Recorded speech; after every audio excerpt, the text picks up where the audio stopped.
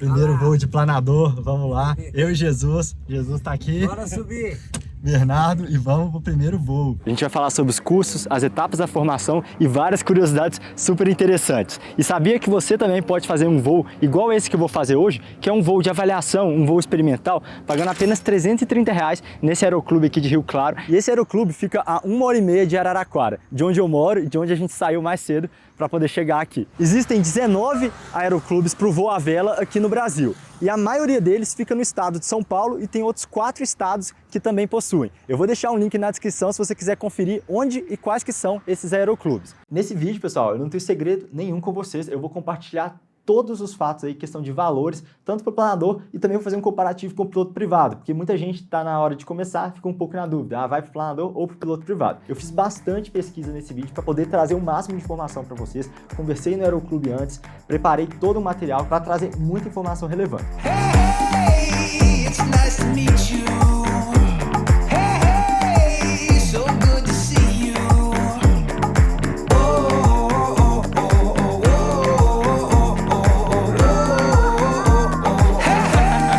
Hey, it's a great big world, so much to see. Come on, let's go.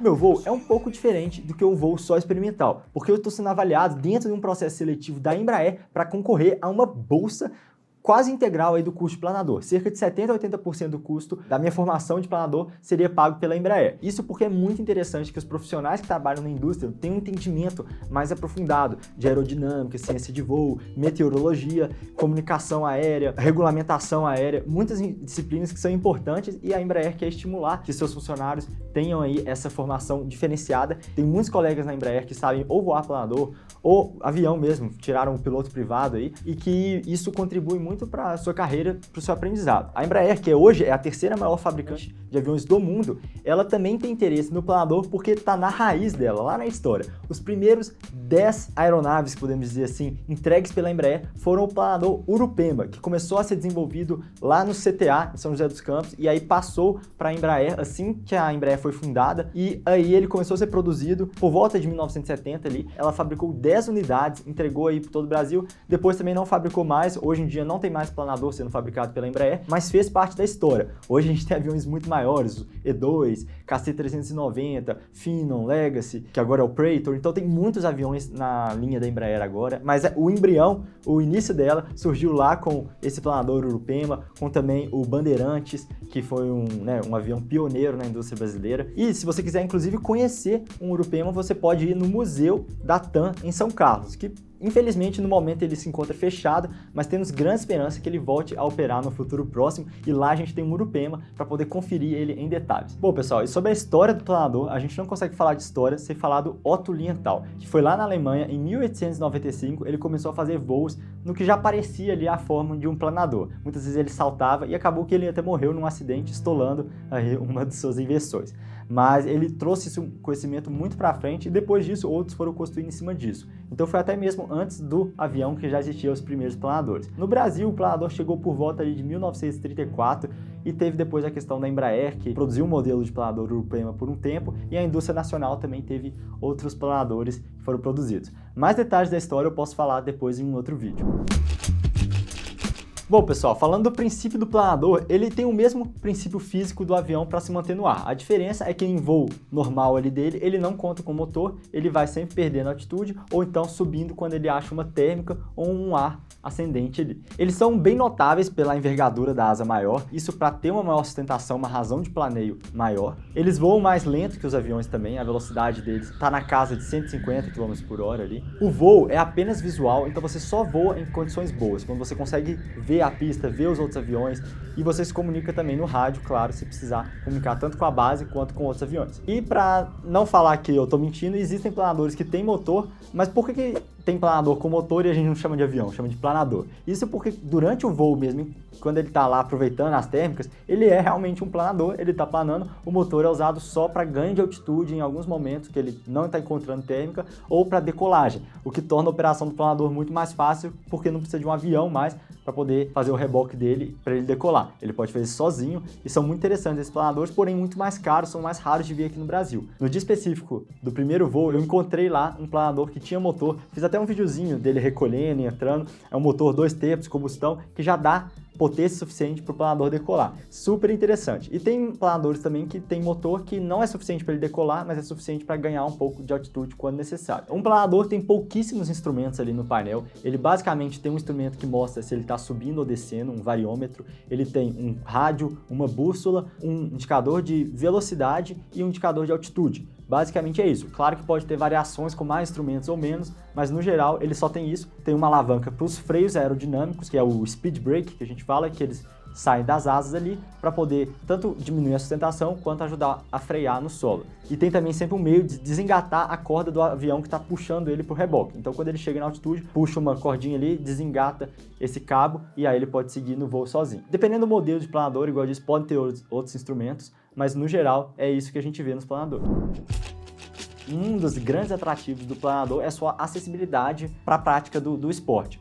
Mas tem uma limitação também. Enquanto o avião você pode transportar passageiros, pode se tornar um piloto, né, depois para ganhar dinheiro com isso, o planador, ninguém ganha dinheiro com isso no Brasil. Ele é só usado para recreação e competição. Então tem gente também que participa de competições e é um universo super fascinante também esses de competição. Mas é basicamente isso, é um uso recreativo o planador. Eu devo adicionar, além de recreativo, uma questão de treino, né? Porque o piloto que voa planador, ele com certeza vai ser um melhor piloto que se ele não voasse. A maioria dos aeroclubes funciona com voluntários e apenas aos finais de semana, que são quando as pessoas têm tempo aí para fazer o voo de planador. Inclusive, é muito válido a experiência de voar um dia no planador para você não ver só como é o voo, mas como é também o dia inteiro lá no aeroclube, porque você tem que tirar o planador do hangar, limpar, fazer check de segurança, tirar as capas dele, preparar, levar ele na cabeceira da pista, verificar as questões meteorológicas, faz um briefing. Então, são várias etapas até você sair para o voo ali 1 hora, às vezes, dependendo das condições meteorológicas, mas tem outras pessoas na fila para voar também, então ficam as pessoas voando até o final do dia, que vai guardar, é basicamente o dia inteiro para a prática do planador. Tem pessoas que têm planador individual só dela, com motor ainda para decolagem, motor até a combustão, dependendo do planador, alguns elétricos, outros a combustão, e essa pessoa sai, já decola sozinho e sai voando. A infraestrutura para voar o planador, ela é bem complicada, porque diferente de um avião, ele não costuma ter motor. Então a maior característica dele é uma razão de planeio muito grande da asa. Normalmente ele precisa de uma outra potência para tirar ele do solo. Então um avião puxando com guincho, né, o reboque, o avião levanta aí, dependendo do aeroclubes, 400, 600, 700 metros e solta o planador lá em cima e a partir daí ele fica planando. Ele plana, é como se fosse caindo, mas numa velocidade bem lenta. Ele cai assim, se a razão de planeio dele é 40/1, por exemplo, é um planador padrão, nem muito bom, nem muito ruim, a cada metro que ele vai para baixo, ele consegue ir 40 metros para frente. Ou seja, ele consegue percorrer longas distâncias até descer a altitude. Mas se o planador, então, está só perdendo altitude, como que ele vai fazer para subir depois? E é aí que entra as térmicas, né? Ou então tem outras condições também, mudança de relevo, pode fazer o ar subir, mas o mais comum aqui no Brasil são pegar as térmicas, que são basicamente ar quente que esquenta no solo ali embaixo,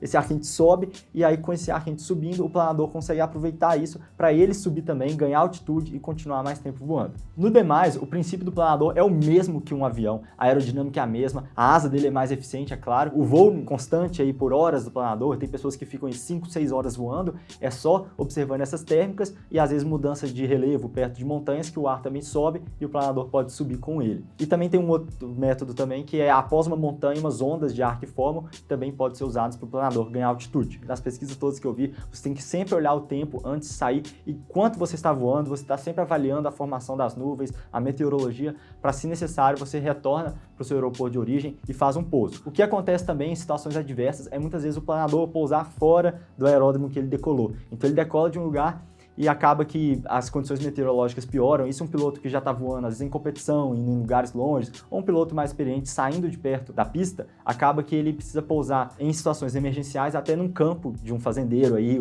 e é um maior rolo depois para tirar o planador de lá, né? Tem que levar uma equipe, caminhão, poder desmontar, tirar o planador de lá. E em alguns casos, ele consegue pousar também em outra pista. Mas o piloto de planador está sempre atento para onde ele precisaria pousar caso ele não encontre condições favoráveis para continuar o voo. Bom, pessoal, disso tudo que eu falei, dá para ver que é algo desafiador. E é mesmo, é muito difícil voar o planador, é até mais difícil do que o piloto privado, é mais, vamos falar, demandante, porque você não tem um motor para fazer um pouso errado e depois dar potência no motor para fazer uma arremetida e voltar para pousar. Não tem isso. Você tem que acertar no pouso. você não tem algumas coisas que um avião tem provenientes aí do motor. Então acaba que é um voo muito desafiador. O piloto de planador entende muito da aerodinâmica, das manobras, do tempo, e isso é um diferencial. Inclusive a ANAC reconhece isso. Se você faz um curso de planador e forma em planador, você pode usar 10 horas aí do que você já fez para poder usar no piloto privado. E vice-versa também. E mais detalhes sobre isso eu vou deixar um link na descrição aqui. Acho que vale mais a pena para colocar todos os detalhes consultando o site oficial da ANAC, mas essa informação aí só para vocês terem uma ideia. Bom, pessoal, e também eu estava falando do que faz o planador ser diferente, né? E aí é interessante a gente falar sobre outros meios de voo que a gente tem, né? Lembra que eu falei que o planador aí 40 metros para frente para 1 metro que ele perde de altitude? Pois é, um paraquedas normalmente é 3. Então, olha só, ele vai 3 metros para frente se ele quiser para cada metro que ele perde. Então, ele consegue planar um paraquedas, mas é muito pouco. Um helicóptero em alta rotação, um helicóptero que perdeu o motor e está só dependendo da hélice para se sustentar, faz 4 para 1. Isso daí, eu vou até colocar a referência de onde eu tirei isso aqui embaixo, que é super legal o vídeo e o site que fala sobre isso. Mas para ter uma ideia, o Space Shuttle 4.5 para 1, um Cessna 172, que é um avião também muito utilizado, 8 para 1, um parapente 11 para 1 de razão de planeio, ou seja, o parapente já é um pouco mais, já é mais que um Cessna 172. É interessante também falar aqui do Boeing 767-200, ele tinha uma razão de 12 para 1 de planeio e ele fez um planeio de 120 km nesse avião que teve uma pane seca, sem combustível, ele planou por 120 km até pousar. Então até se você estiver voando um avião comercial e ele ficar sem motor, sem combustível, você ainda consegue planar também por uma longa distância, porque um 767 estava com 12 para 1 de razão de planeio, e um Boeing 787, que é um avião mais moderno, chega aí a 20 para 1. Colocando mais aqui alguns em perspectiva, o Albatros, a ave mesmo, o pássaro, ele tem uma razão de planeio de cerca de 23 para 1. Um planador PW5, que é muito comum nos aeroclubes aqui de Brasil, ele é um dos piores em razão de planeio, é 32 para 1. Se a gente pegar um planador médio, por exemplo, um DG300, a razão de planeio dele é 42 para 1. Um planador Ventus de 15 metros de envergadura, a gente teria uma razão de 43 para 1. E o Ventus C, com 18 metros de envergadura, ou seja, envergadura maior, a asa mais comprida, ele teria 49 para 1. Quanto maior a asa dele, mais razão de planeio ele vai ter, mais tempo no ar ele vai conseguir ficar. Mas também ele perde um pouco das capacidades de manobra. Com a asa muito grande, até em solo quanto em voo também, você fica um pouco mais lento para manobrar do que uma asa menor. O planador GS3 com 18 metros de envergadura, um dos melhores planadores, 55 para 1. E existe um planador, o Concórdia, com 28 metros de envergadura, que chega a fazer 75 para 1 de razão de planeio. Então, dos planadores, a gente vê que é 32 a 75 que a gente tem aí de razão de planeio, é muita variação, mas é a maior que a gente tem para voar. Então, não tem nada que eu consiga pensar agora que, sei lá, o balão não conta, porque não é planando, mas estou falando, tipo, dos aviões, dos pássaros, de tudo que tem uma aerodinâmica, um voo que consegue sustentar no ar por tanto tempo igual o planador. Mas mesmo assim, ele perde altitude e, igual eu falei, o princípio das térmicas vai fazer ele ganhar essa altitude de novo para se manter mais tempo no ar. E pode acontecer de você não pegar muitas térmicas e acabar pousando rápido, dependendo das condições do tempo no dia. Nas minhas pesquisas eu descobri umas coisas muito legais. O planador de maior envergadura é o Nimeta, que tem 31 metros de envergadura. Maior do que aviões grandes que transportam passageiro, inclusive. Isso para ter uma razão de planeio muito grande, né? Um L/D muito elevado. Existem planadores que o pessoal já colocou até motor a jato. Isso mesmo, um motor a jato que sai da cauda do planador. Isso é coisa mais experimental que o pessoal já testou. Achei super interessante e quis trazer isso aqui também. E existe um planador que pesa apenas 61 quilos. Ele pode ser decolado com você correndo com ele, saltando de algum lugar. E esse é super interessante também. Então é bem fácil, não precisa de nada mais para você decolar. E ele é completamente desmontável, desmonta bem rápido. A maioria dos planadores você consegue desmontar a asa dele para poder guardar às vezes num carrinho de transporte, mas esse é mais fácil ainda esse processo. Uma outra curiosidade é que a maioria dos pilotos sempre está procurando por vários urubus rodeando algum lugar, porque os urubus eles já têm um instinto para encontrar essas térmicas, e quando um piloto de planador vê vários urubus circulando, ele sabe que provavelmente ali os urubus estão ganhando altitude e ele vai nesse mesmo lugar para poder subir na térmica, normalmente fazendo círculos para se manter dentro dela. Sometimes I fight it, but I cannot hide it. I know it ain't right, but sometimes I like it. I'm gonna break out this chain. You're gonna wish you never held me down. I'm feeling the rest of my veins. Esse foi o primeiro voo aí no planador. A gente subiu quando a gente parou de ser puxado aí pelo reboque, né? A gente tentou buscar uma térmica, mas não conseguimos e o voo foi curto, mas deu para sentir os comandos lá em cima. Foi bem legal e uma experiência muito boa, que já é o início aí da formação, né? Se tudo der certo nesse processo seletivo da Embraer, continua para as próximas etapas aí e aprender toda a arte aí do planador. Bom, eu sei que você deve estar curioso num ponto essencial, que é quanto custa para você se formar piloto planador. Se você tivesse interesse, quais são as etapas e os preços. A gente olhou vários aeroclubes, inclusive o que eu estou fazendo e as diferentes formas de formar, e a média fica entre 20 e 30 mil reais para você que não sabe nada, não tem nada no meio aeronáutico, se tornar um piloto planador. Pode ser que gaste um pouco a mais se você levar mais tempo para dominar as manobras, ou em casos muito raros pode ser um pouco menos, mas o normal é ficar nessa faixa de 20 a 30 mil, mais muitas vezes gastos com deslocamento, né? No meu caso mesmo, estou a 1 hora e meia de distância, então tem todo o gasto de deslocamento, vai e volta, pedágio e tudo mais. E aí eu já vou falar aqui das etapas. Primeiro, eu recomendo que você faça um voo desse experimental para conhecer se é realmente sua praia o planador. E decidir também se é esse aeroclube, né? Igual eu falei, existem 19 cadastrados no Brasil, na federação, você pode procurar por eles, conhecer e ver os preços e se informar melhor. O próximo passo é entrar no site da ANAC e fazer seu registro CANAC,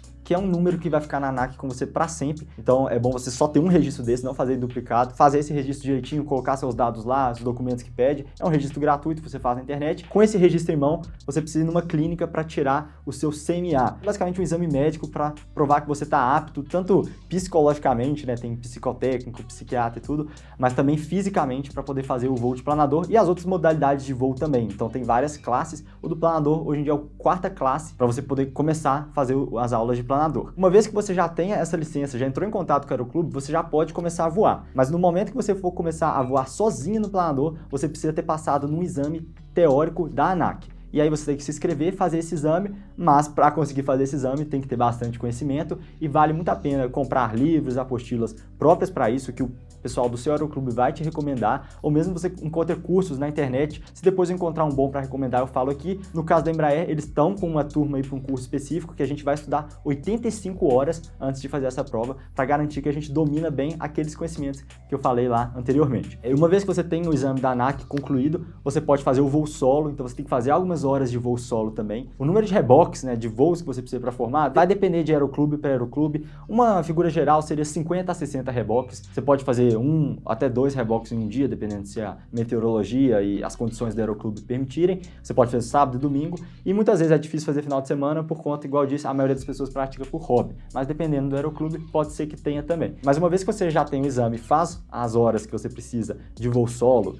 e já está com as habilidades, aí por último você tem que se formar no aeroclube. E aí você precisa de um exame. O detalhe desse exame eu não tenho muito, eu não sei se precisa ir em algum lugar ou no seu próprio aeroclube, mas você faz mais um último exame para garantir que você está apto, e aí você pode voar de planador. Bom, depois então que você tira essa licença de piloto de planador, você já está apto a voar. Mas também para ir no aeroclube voar, normalmente você vai pagar a hora do planador que você está voando. Tem lugar que cobra até por minuto de voo, não é muito caro.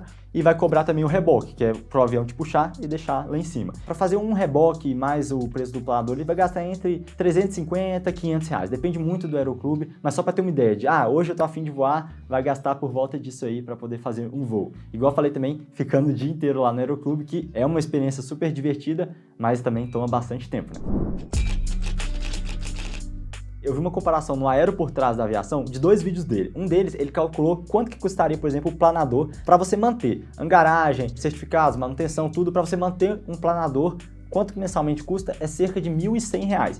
E quanto custaria um Cessna 172, que é um avião muito usado aqui no Brasil também, é um avião motor a pistão, com uma hélice na frente ali, você gastaria R$ 5.200 por mês para manter. Olha a diferença de preço, é muito mais caro manter um avião. Sem contar que a hora de voo do planador vai estar entre 300 e 400 reais, se for o seu planador. Você não vai pagar o aluguel, você vai voar o seu 300, 400 reais por reboque mais ou menos. Você pode até voar mais de 1 hora se você conseguir. Já um Cessna 172, o cálculo que ele fez no vídeo foi de R$ 1.150 a hora. E também para comprar, quanto que seria a diferença nessa comparação? A gente olhou assim, preço usado de planador varia de 50 mil reais a um bem simplesinho, fajutinho ali, até 500 ou mais 500 mil reais. Então vamos botar de 50 a 500 mil. E um avião, por exemplo, um Cessna 172, custaria bem barato mesmo, uns 300 mil reais, e pode passar aí de 500, 600 mil reais com muita facilidade. A aviação comercial se tornou o meio de transporte mais seguro que temos hoje. Ela é disparada a forma mais segura, até 2, 3 vezes mais seguro que carro. por hora de voo ali por passageiro. Num artigo que eu encontrei, inclusive vou deixar também link para ele coloca nos dados buscados nessa pesquisa que o planador teria uma morte a cada 50 mil horas de esporte praticado. E isso, nessa mesma pesquisa, mostrou que é o dobro que a moto, que teria uma a cada 100 mil horas de atividade praticada.